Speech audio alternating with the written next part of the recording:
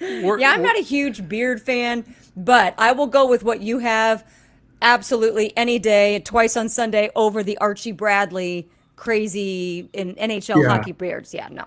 yeah, I know the my nephew has one of those beards, and I kind of joke with him. I was like, man, if you just, cleaned it up a little bit up here, maybe this wouldn't look so bad, but it's just like it just goes everywhere.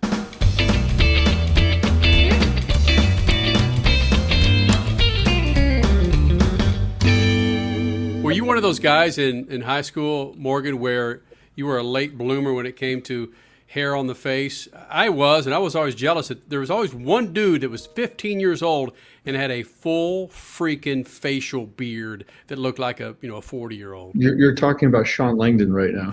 Exactly. Yeah, like he was always that guy that had like you could tell that he could grow a full beard even long before he did. Yeah, I was always jealous. Like I said, I got spots where I got scars. I think over here somewhere. I got all kinds of fun stuff. I got excuses galore. We just keep going. When you were drag racing, did you ever wear any hair on the face, or did it just jack up It was a your face in the little. It helmet? was more stubble-ish than it Right. was full. I'd say this is as close to a full beard as I've ever had. But I get my hair cut at some place with some hipsters that do it, and they got the big bushy mustache or the big beard, and so this is nothing for them. Which leads me to this. I don't know why you brought up haircut and stylist. If Morgan Lucas was not Morgan Lucas, he was Morgan Smith. What would you be? Would you be a hairstylist? What would you be? What would Morgan Smith be doing if he wasn't Morgan Lucas? Oh, definitely not a hairstylist. Sorry, Mom. I'm still rocking the classic 1950s non look, so you can't do that. I'd say I would probably be some kind of an artist, whether it's an illustrator or I don't know, something in that world. I like to be creative a little bit. When I was a kid, I grew up doodling sketches, whatever. That was my babysitting situation because my parents would bring me to the office. They sit me down with a stack of paper and give me a pencil and just say, all right, have fun. I got to go do this. But I got good at drawing. I have very feminine handwriting. So, it's just one of those things where I just got good at just entertaining myself. Oh, Johnny Rutherford, IndyCar driver, three-time Indy 500 champion. I never knew he was an artist. He actually made the program. He designed, he drew the program for this year's Indy 500. I mean, might we see some of Morgan Lucas's masterpieces somewhere eventually down the road?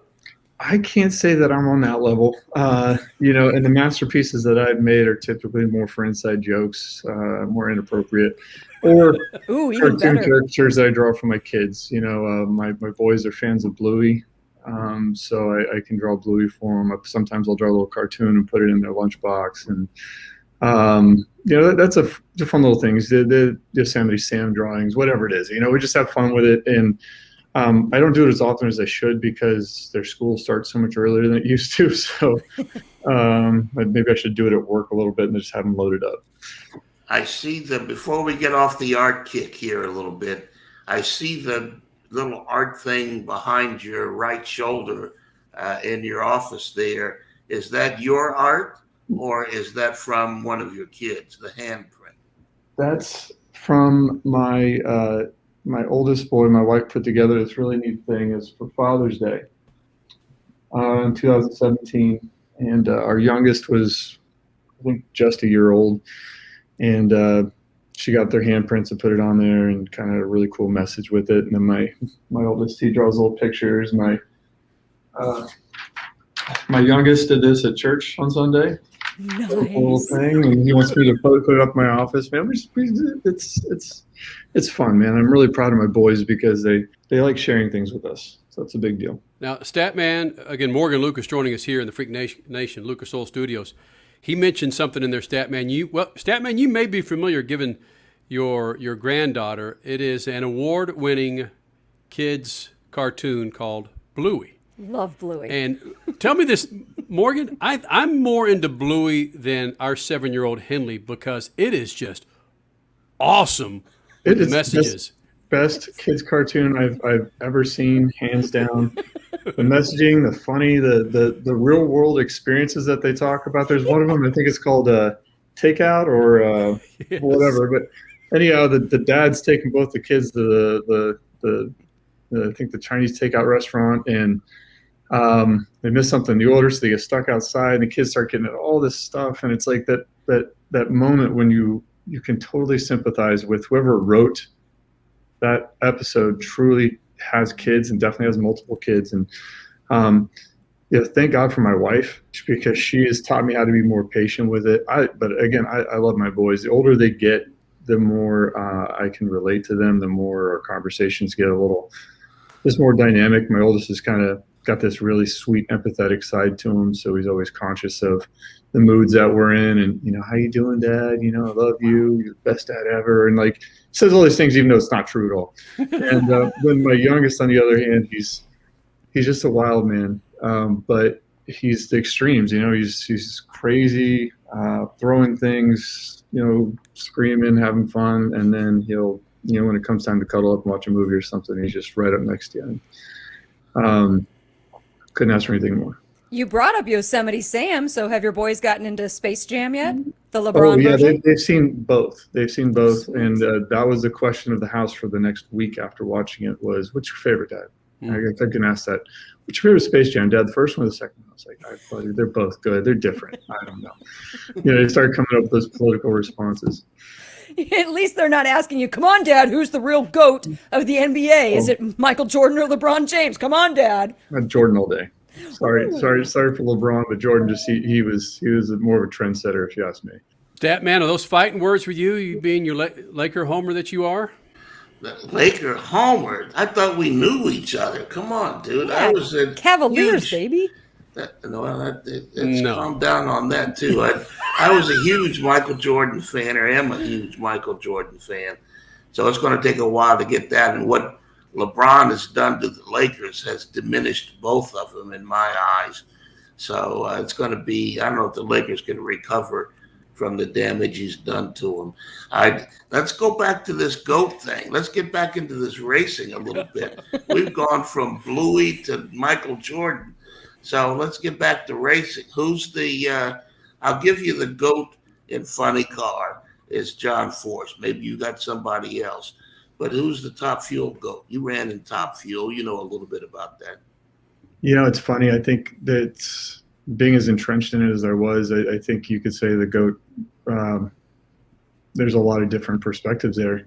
In football, if you look at it, you can call Tom Brady the GOAT, right? But then you also have the Lynn Swans, the Jerry Rices of the world. They're different positional players, and there's different attributes that they have that are strengths that could make them the greatest of all time in their scenarios. Look at Kenny Bernstein is a prime example of somebody that was probably the best businessman, and also smooth driver. His consistency and doing everything that he did. There was a rhyme or reason for it.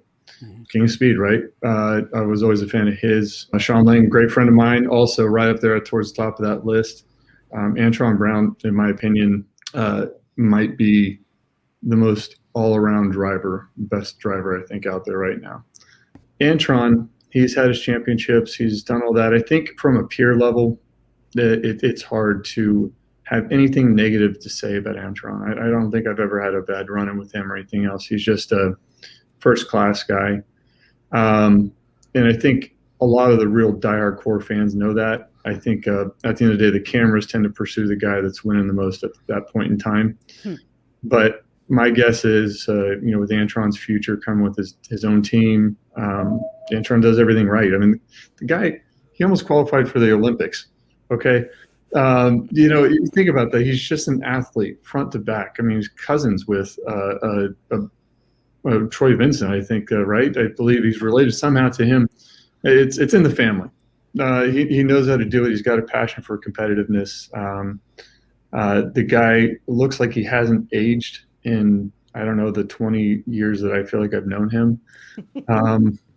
I'm seriously, he's in great shape. He just does everything right. So I think his day will come where he'll be, I think, considered on that list of people that whether you call it a drag racing Hall of Fame or something else, he's definitely one of those guys.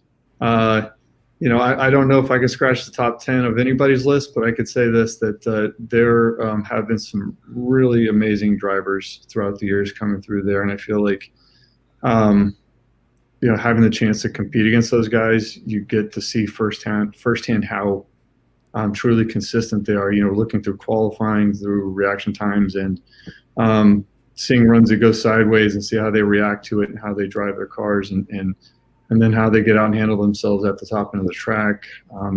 Guys that carry themselves well with the fans. There's just so much to say about that. And for me to pick one person and single them out, I feel like I'd be doing a disservice to that, to the whole sport, because A, I'll make an enemy, and B, they're my old friends, just want to root for all of them and hope that they all win a championship at some point in their career. It's not out there, Morgan, that your fabrication business, chassis and so forth, are major players in drag racing. They just think it's the Lucas oil bottle and all the products that you have and sponsor this, sponsor that. But the cars these guys and women are running in has Lucas all over it. We started building our own cars when we were still running our team. And the first race out with our first in-house chassis, I drove it. Number one qualifier, won the race, and we're like, "Oh, okay, whoa. We did a good job." So that's a way to announce yourself, to say, "Take that." And it just whether it was God looking down on us and saying, "Here you go, guys, we're gonna slide you a break for all the work and time you put into this," or if it was just everybody doing the job right, it was nice. And I guess it's gratifying.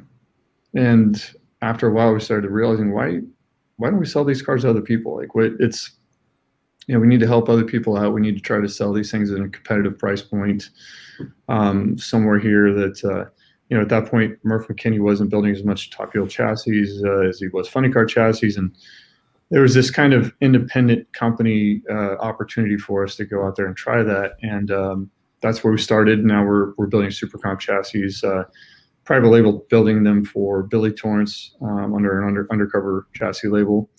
And he just won his first race in the first Super Comp car that we built. So, the guys that we have, they pump out quality. We have, CNCs and water jets, and we do everything from roll cages and rally cars to, building parts for a trucking company, TMC. They're a big flatbed hauler, goes around the country. We don't, I think, turn away any business that, unless we absolutely have to, but the guys are always after trying to do something new, something cool, where they can really show their strengths. Roll cages and rally cars. I knew, I could see your face, Kenny. He gave it away. That's my passion, is rallying. Give me a name. Do you have any major names yet? There are 2 or 3 major names in rallying. You've heard of Brian Hurta's, the Hyundai program that he operates. Yeah. We've done some work with them, and I can't tell you. I feel like we've done about 10 of them so far. Could be I could be wrong, but it's really neat to see that how that whole thing started. And it goes back to the Red Bull series. I think there was these Fords that they were having to ship back over to Europe to get a lot of work done on them, and it was kind of costly. So the guy that worked for us at the time used to work there. They got to talking to some of these people. They brought the car over, and our guys at the time, Richie Crampton was still there. They just went to town on fixing a lot of things on this car that they would have had to send back to Europe for. And again, I could be botching the story, but this is how I remember it unfolding.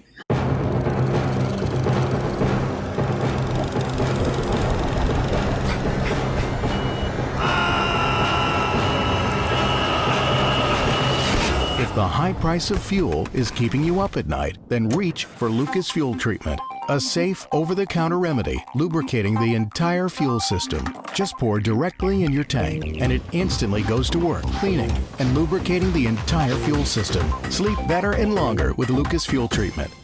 Kenny Bernstein told us once that the longer chassis and the way he's driving then, it was like driving a Cadillac, that the thing was so smooth. And I've seen them when they get bowed up, excuse me, when they get bowed up and really take off.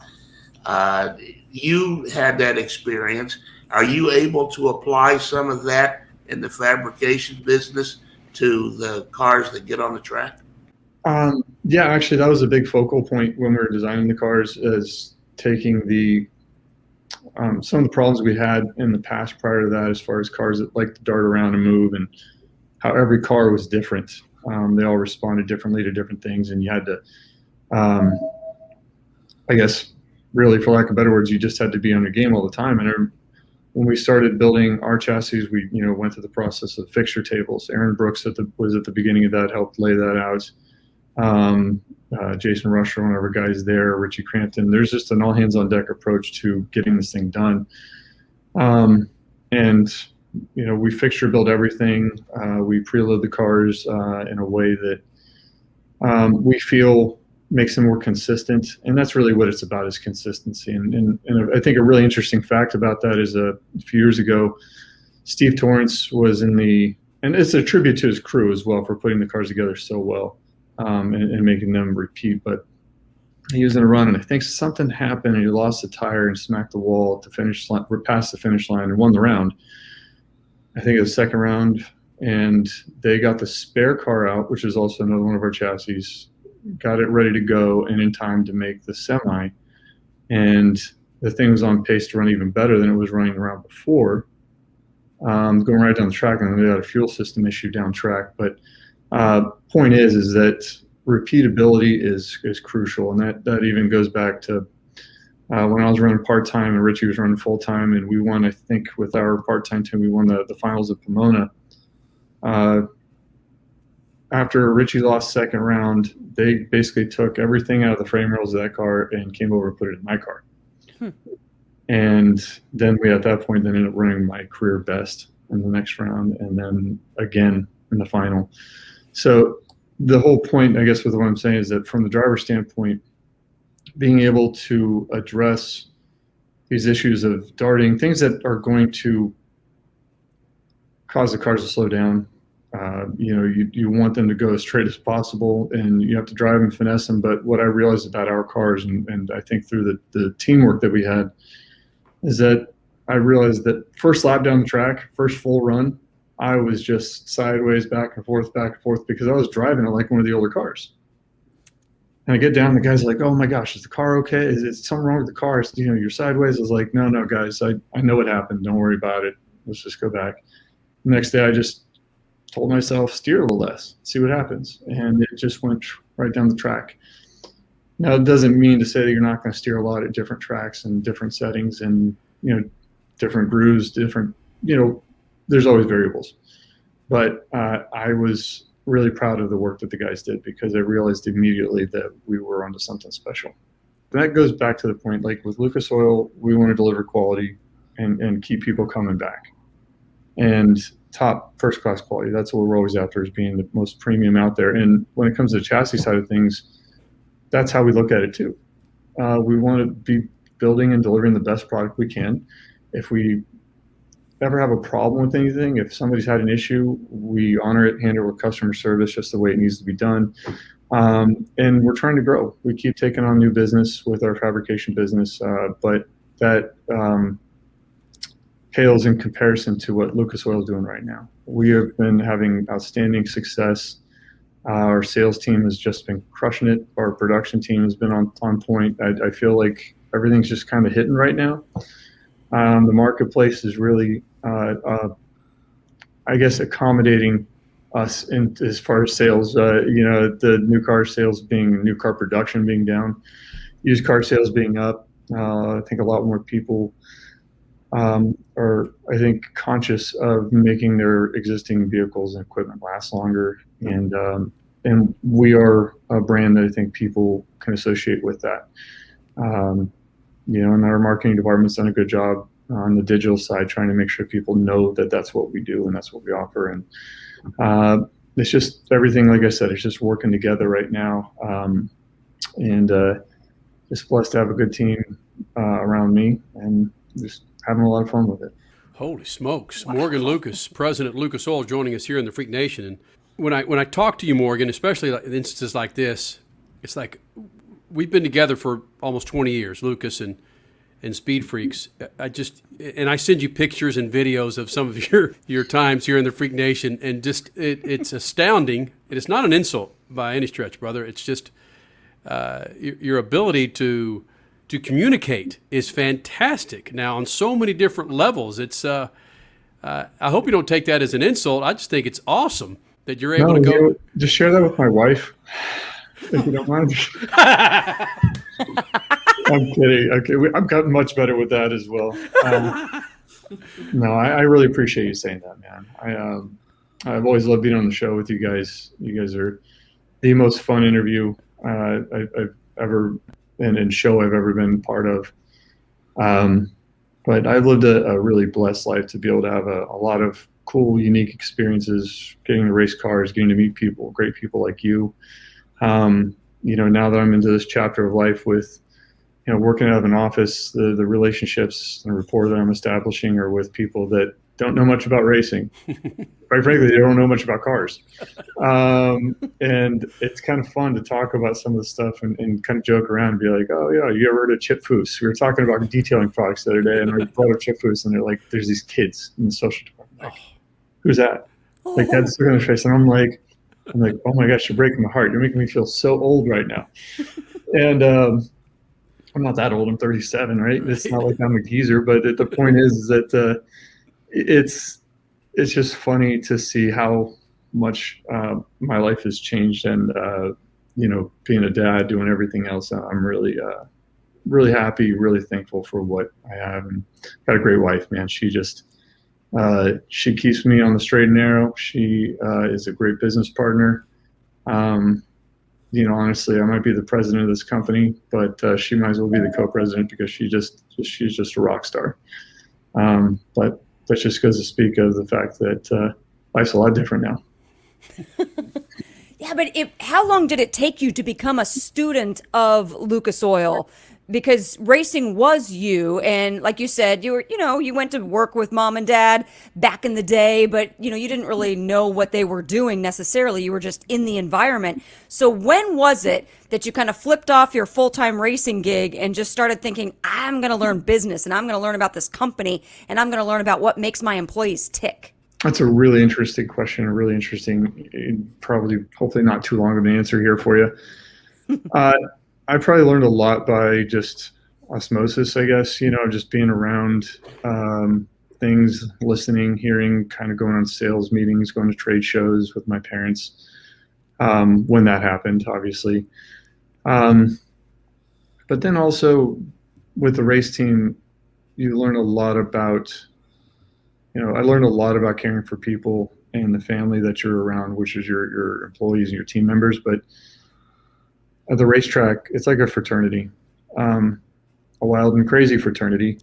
A lot of memories that I can't talk about on your show, but you learn how to work with people, and you learn how to talk with people, and you realize that everybody's different. Everybody's got a thing, and you want to help people create a work-life balance that lends them to be happy in their job, but also happy at home.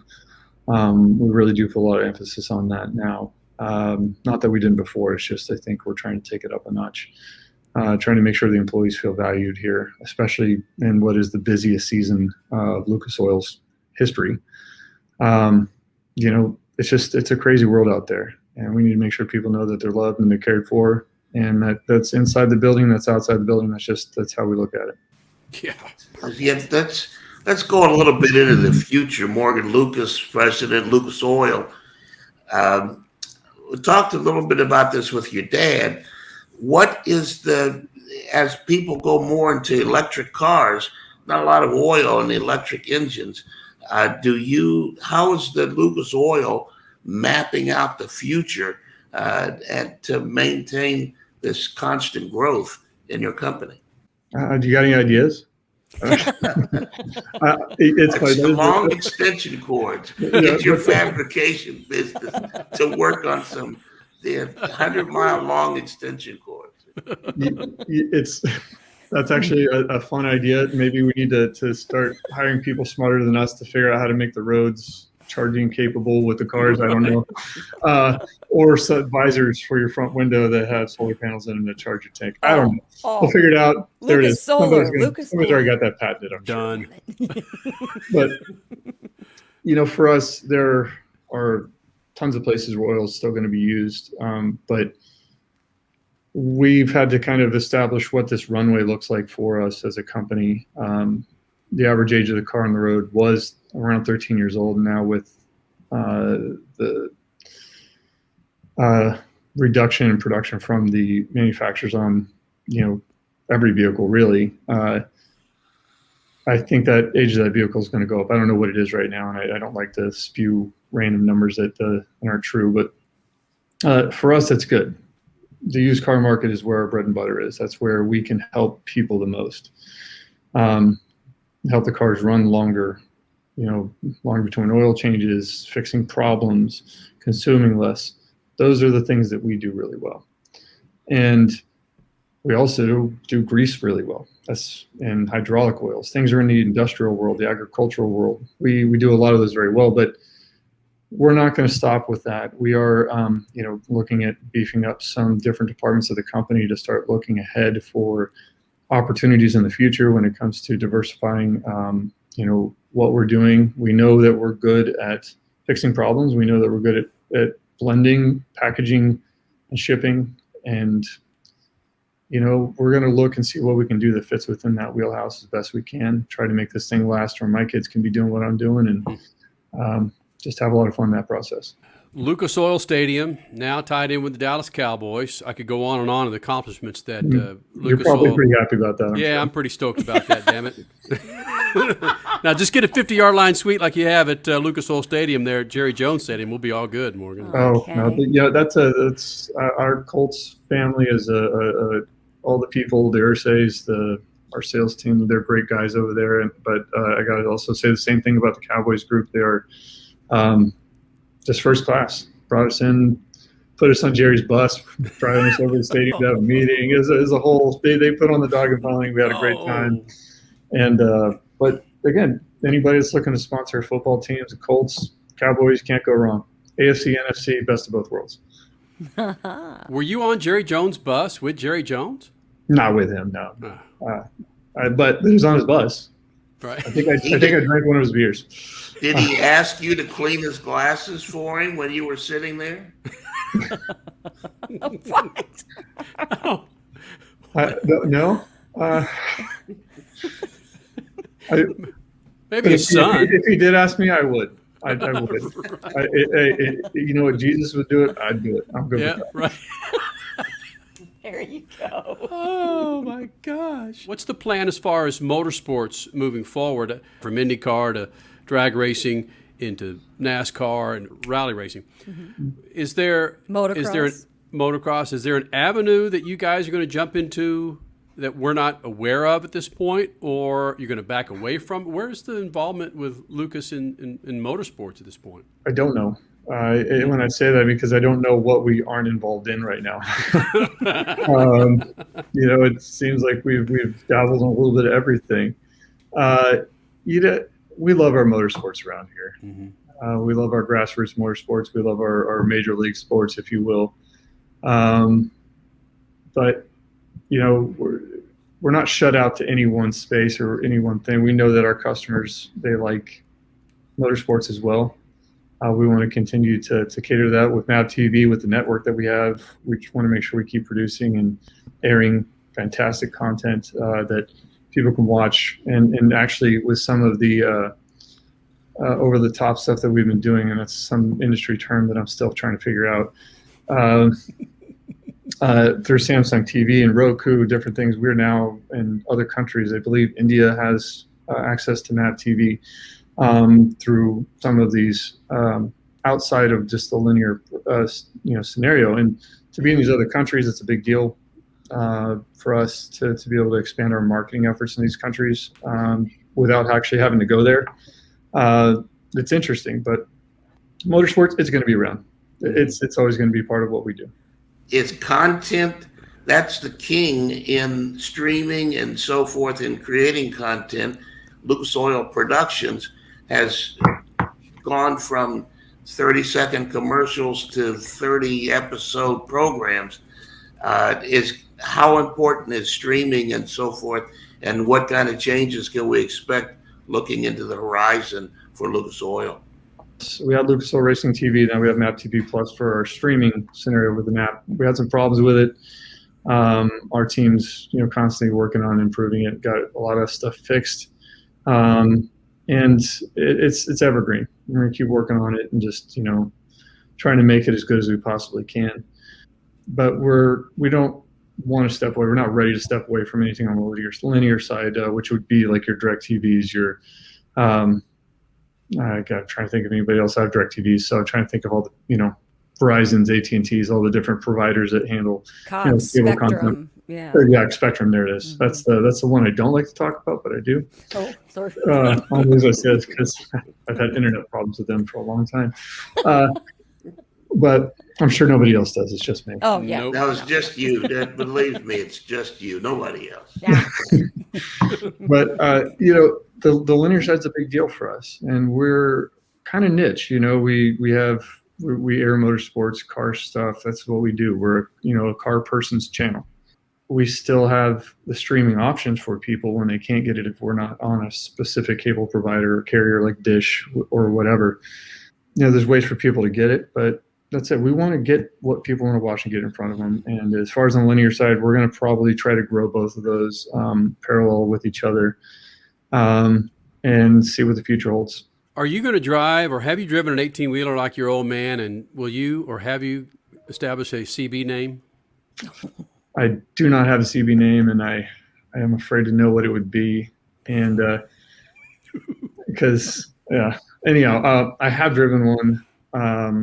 I can't say too much about it because it was very, it'd be frowned upon in the condition that it was in. There's no alcohol involved, so we're good. No. That's fine. But I can't divulge too much more than that. But yes, I have gotten behind the wheel. I've, double clutched. I've, had to. I ran a splitter on the truck before. I know how to drive a little stuff, but point is here, it's not something I could do right now. What I'm getting at is, it shocked us all when we had your old man on. We found out his CB name. Do you know what your dad's CB name was? Actually, because of you guys, I found out. What was your CB name, Forrest Lucas? Your CB. If you were telling people on the CB what to put in their engines, that Lucas Oil was the bomb, what was your CB name? How did you call to them? Alcoholic. What? Nobody else used the name alcoholic. All the other good names, dozens of people been using. I was up one time. I'm going to call myself the alcoholic because not that I was an alcoholic, just that it's a different name. No, mine wouldn't be that, but it would have some other form of an addictive name to it. Yeah. Right. And Forrest was so mad. Nitroholic. There you go. Yeah. Yeah. No, my dad continues to surprise me. He just is who he is. He does the best he can, being who he is and living his best life, and I love it. I love seeing that he and my mom are kind of both in that phase of life. It's great. Yeah. Well, brother, we took up about 45 minutes of your time, and that's a lot of damn time for a president of a company. It is, but the president of Lucas Oil, who is on with us right now, is also having a big golf tournament coming up that I can't believe we haven't even talked about yet. We've got to get to this Eric Medlen tournament, and what year is it now? I mean, you guys have really grown this thing. That's amazing. So let's talk about that a little bit. Yeah, you know what? I can't take much credit for any of it. It was, I think, my idea in the beginning.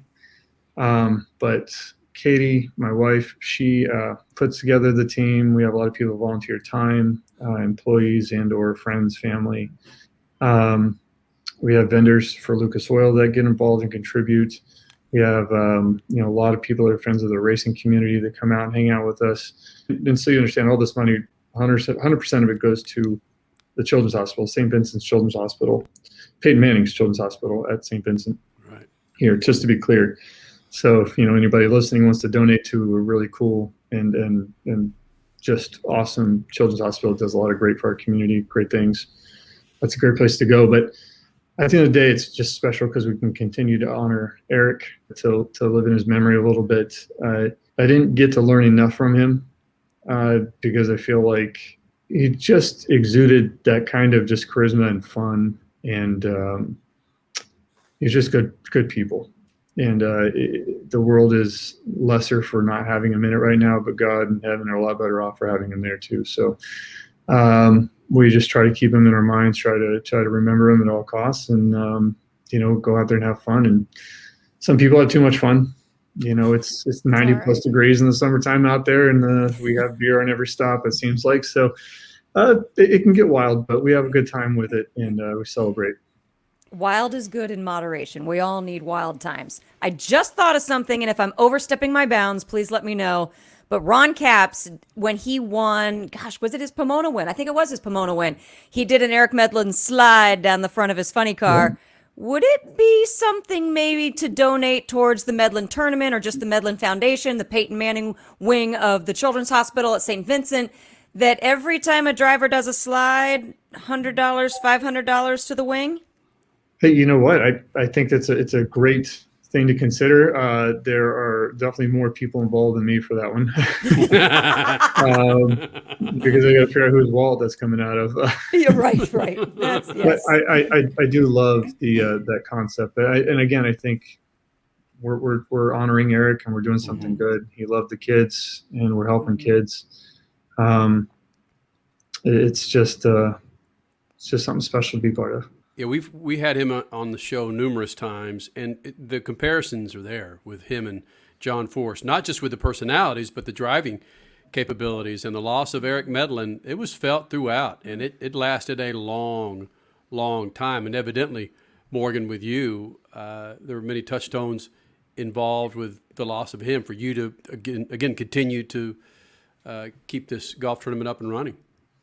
It's like I said, he was just, I didn't get enough time with him, but we had a great friendship while it lasted. A guy, before I lived in Indy, he'd invite me to come stay at his house and hang out and, get to know the area a little bit better. His friendship with Brandon and JR was amazing as well. Brandon Bernstein, who works for us now here, he's our motorsports director, motorsports marketing guy. And he's just such a great fit and personality to have around here, but he also gets very engaged in the tournament. And it's kind of turned into a community event for us as far as here within our office, and people just look forward to doing it. And like I said, we just try to find ways to make sure Eric is at the forefront of it. I can vouch that there is beer at every hole. I've been a part of the tournament a couple of times, and there is beer at every hole. Yeah, okay. I'm actually participating in a dry month this month, so I will not be partaking in the cold water this time. Right. But I'll make sure that I'll keep you stocked up if you're there at any point. Right. You got to have Kitty at some point tell you the story. We were a part of a golf tournament that, it was for the kids. And you got to have Kenny tell you the story about how all of that unfolded during the afternoon. I'll tell you one part of it is that the stat man was racing golf carts with Tony Stewart on a path just before. Put it this way: if the stat man hadn't lifted, Tony Stewart wouldn't have gotten his second championship. Next time I run into Tony, I'm going to have to ask him about that one. So I heard the stat man from Speed Freaks got your attention. No, Tony will tell you that he doesn't remember it. Oh, well, he was a little for the kids. Crown Royal was there was more Crown Royal than food at that tournament. Yeah, I've been to some of those. Yeah, and I think. Exactly. Yeah. All right. But it's great because the girls come around with the drinks, and guess what? Money comes out for charity. That's what it's about, right? Girls, people? it was Danny Lazowski and Gary Selzy All coming right. up to us. There were no girls. It was Heather Brown, girls. Brian Brown's wife. Don't you forget that. She's a little cutie. But it's also how politicians do it. You know, mind you, if you ever go to an event with a politician, they look like they got a drink in their hand. Oh, right. Well, it's just tonic water or something. There's nothing in there. Water-filled beer bottle. Mm-hmm. They know they got to stay clear-headed to hustle you. Yes. So, Morgan, It's actually brilliant. What's the best website and social media layout for people to learn more about Eric Medlen and the Eric Medlen Golf Tournament? well, we have the memorial website, which you can go to. It's Eric Medlen Memorial Tournament. I Google search that because I'm going to botch the title right now, and I apologize. We appreciate people engaging wherever they can, however they can. It's like I said, it's fun. It's part of our life. It's something we look forward to every year. EricMedlenMemorial.com is the website. See, I was right. Yep, you nailed it. What he said. It's for the kids. For the kids. There's For the so many kids. words involved. Yes. True. Well, I will see you out there at the golf tournament. And Nice. Good. right. Well, Katie and I will be driving around, hanging out, high-fiving everybody with sanitizer Yes. or, Delta variant and all. Whoa. Sanitizer that you guys make, right? I'm sure that's what we're going to have there Yes. for sure. Yes. But we will we'll come by and say hi, buddy. Bam. Well, man, it's been awesome. Thank you guys very much. Yes. It's been great. It's too long Right. since we've done this, I know. but I appreciate it. It's for the kids. Yeah, it's for the Yeah. kids. Yep, There it is, there we go. Morgan, All right, guys. see you, man. See ya. Thanks, guys.